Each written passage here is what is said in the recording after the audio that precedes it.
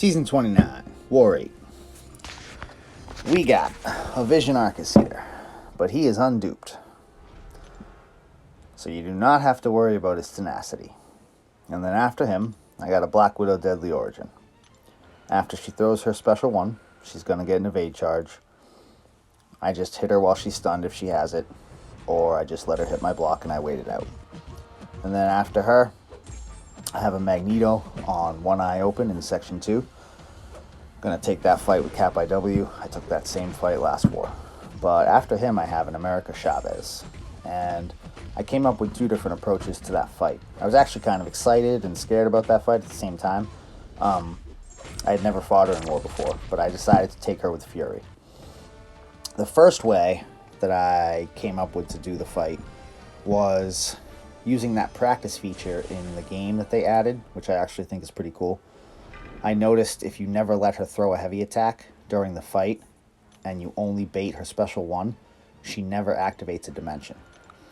So that was my original plan. But the problem is, with it being the stun reflect node, while the stun reflect is active, to stop her from throwing a heavy, you would either have to pure intercept or run away from her, which can go south very quickly.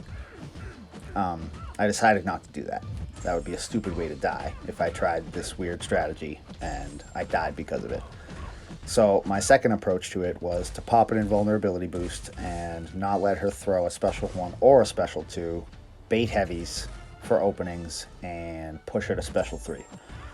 And I didn't really care about what dimension she activated because I wasn't going to worry about trying to control those.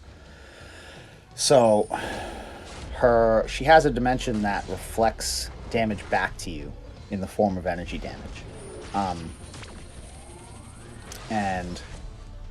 But it's only the damage that she takes from you hitting her. It's not like if you apply DOT to her, she doesn't reflect that back to you. So I was just going to stick to using Fury's bleeds to kill her. And I think I only have to push her to special 3 once before she dies. So it worked out. But I do end up losing like 80% health on Fury's first life just from the damage reflect alone, which was actually pretty crazy. I didn't expect to lose that much. And then after her, I have a Killmonger on shifting hazards in Section 3. I've taken that fight with Sparkles before. I knew it was going to be a 2 binary ignition fight. And the reason for that is because depending on the AI and how willing the AI is to throw heavies for openings or specials for openings, her binary charges are just going to fall off over time. And it's not consistent enough to be able to keep her binary charges up with heavies, so I don't even bother going for them in that fight.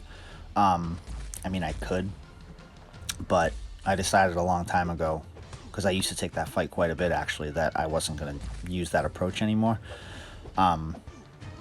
So I get it done. I lose about 50% health, but I have the big boost on, so it's no biggie. But we ended up tying these guys.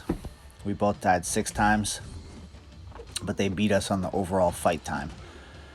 And I really don't like this system. I know in the past they had it that if you tied, both alliances got the win bonus, and people took advantage of that. And then they changed it, so both alliances got the loss, and people didn't like that.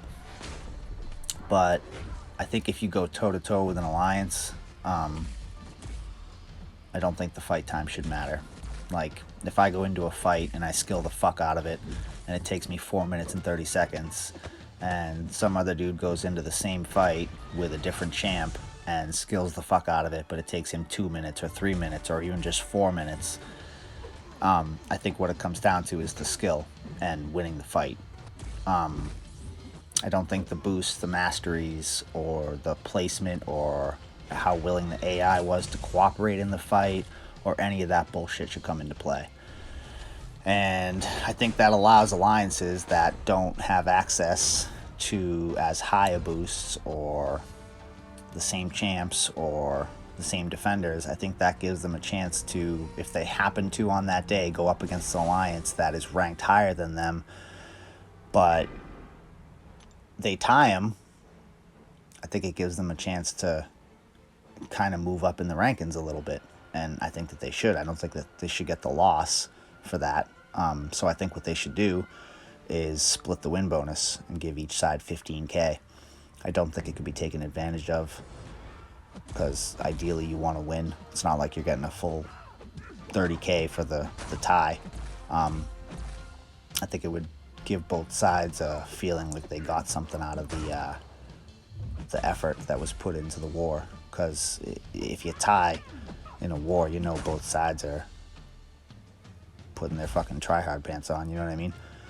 And yeah, I think it has to get changed. But that's all she wrote. Hope you enjoyed the video.